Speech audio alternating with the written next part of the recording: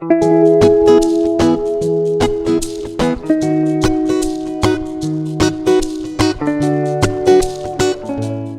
mi gente, it's LolaDietitian here again with a new recipe. This recipe is actually one that I grew up with since I was a little girl. My mom used to make it all the time. And it's one of my favorites because it's one of those comfort foods that I love. So, it's sopa de frijoles. In Nicaragua, it's very popular. We usually make it with some of these red beans. Let's see if I can put it in the camera. Red beans right here. In the Cuban culture, I know that they like to make it with the black beans, los frijoles negros. Today, I'm going to make it with some red beans that my mom used to. And we're going to pair it up with un poquito de brown rice. I'm not going to lie, I like my white rice too. So every once in a while, I would white rice. And that's okay. And then we also have un poquitico de pico de gallo for our vegetables and also to give it some more sabor and more nutrients, more antioxidants and things like that. So let's get to cooking. This recipe is one of my favorite recipes because it brings me back to Nicaragua. I love visiting Nicaragua, even though every single time I've been there I've gotten super sick, but that's another story for another time. When we visit Nicaragua, I get to visit my grandmother, who's the patriarch of the family, and my cousins. My grandmother actually has a farm where she has grown sugarcane in the past, and today she still plants her own beans and harvests them herself. Or I think she gets one of my cousins to do it actually, since she's now a little bit older. I ended up getting the orange, yellow, and reddish peppers because I didn't have the green peppers, but usually this recipe is made with green peppers. At the end of the day, it still tasted really good, didn't make much of a difference. To begin this recipe, we want to make sure that we mince a bunch of garlic. Of course, that's like the beginning to a lot of the Latin dishes. A bunch of garlic and a whole onion. And just slice it up. Then we're going to add the peppers as well. Slice those up as well. And the seasoning that we're going to use is cumin, oregano, salt, bay leaves, and olive oil. And 2 cups of black beans, and of course the onions and the peppers that we've chopped up.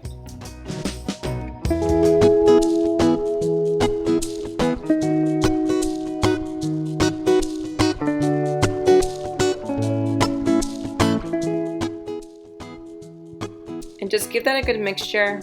Make sure that all of the seasonings and all of the spices have been infused, and just mix it thoroughly. Alright, let's talk about nutrition. So many people are surprised to learn just how nutritious legumes are. They provide fiber, protein, carbohydrates, B vitamins, iron, copper, magnesium, manganese, zinc, and phosphorus. They're naturally low in fat and are practically free of saturated fat. And because they are a plant food, they are cholesterol free as well. So 1 serving of legumes, which is 1/2 cup, provides about 150 calories, 20 grams of carbs, 7 to 9 grams of fiber, 8 grams of protein, and 1 gram of fat. So they are one of the most nutritious foods and one of the cheapest ones too. So while the onions and peppers are being cooked, just go ahead and make sure that you wash the beans. You rinse them well, make sure you get all those little particles out of the beans that usually comes in that bag. And then we're going to add that to the base that we have instead of the Instant Pot.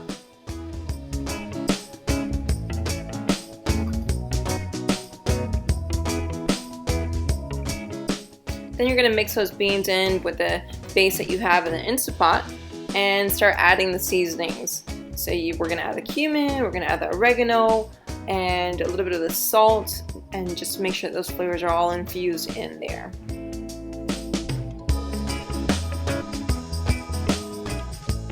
And think of cooking as like an experiment, right? So you gotta give it a taste, right? Even though we're gonna follow this recipe to the T, sometimes you can put your own flavor into the recipe as well. So give it a taste. But that doesn't mean that you're gonna add more salt or you're gonna add salt seasonings, okay? And here you have a picture of what it looks like before the beans were added. And then I'll show you right now what it looks like when the beans have been added as well.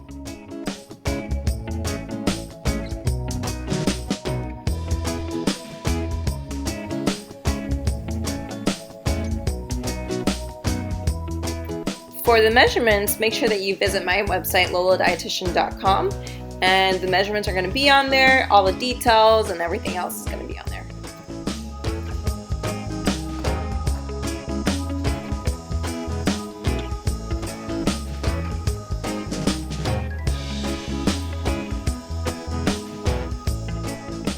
After all those flavors have been infused, now we're going to add the water.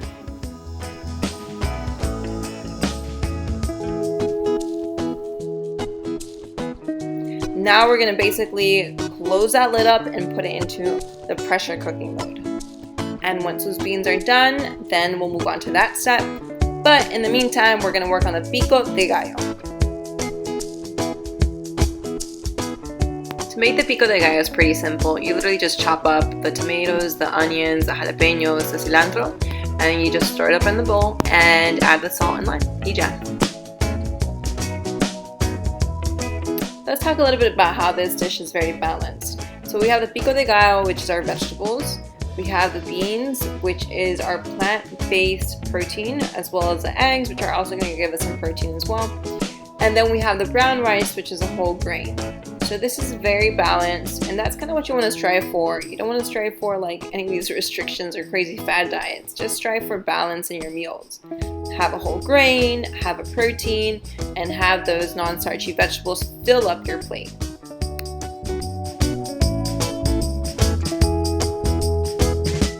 We want to add flavor to our dishes. We want to add texture. And really, when it comes down to it, like if you just add a vegetable to your dishes, it's gonna, one, make it more nutritious, and two, make it more flavorful, and just give it some life, bring some life to that plate. Let me just say something, you guys. I didn't always know how to cook. This has been probably like 10 years, 15 years in the making.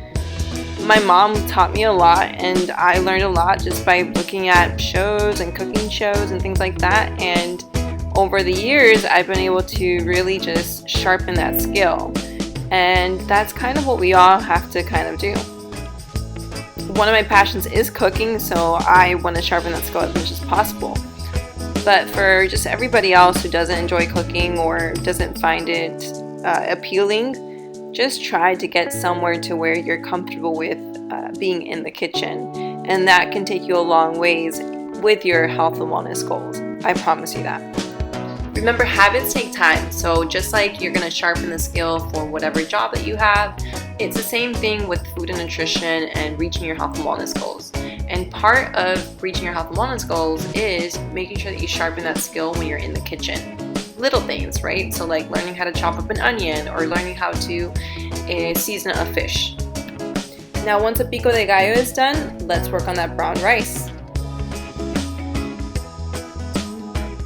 Brown rice, I have to say, and white rice, it is not my forte. It took me quite some time to learn how to cook rice.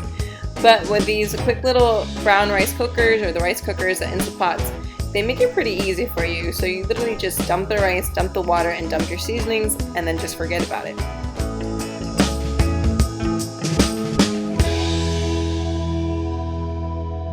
Whichever way you make it, just make sure you add some seasoning on there.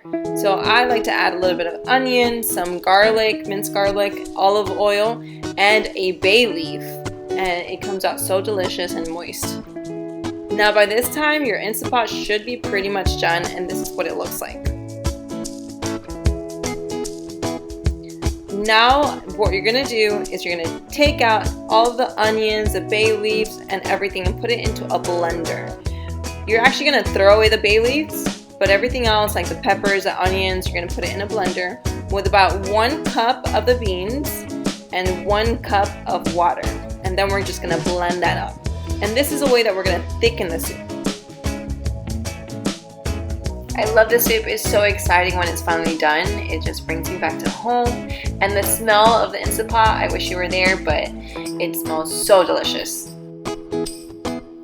Then we add that thickened part to the soup, and you'll see the texture, it changes completely. It goes from super, super thin to very thick.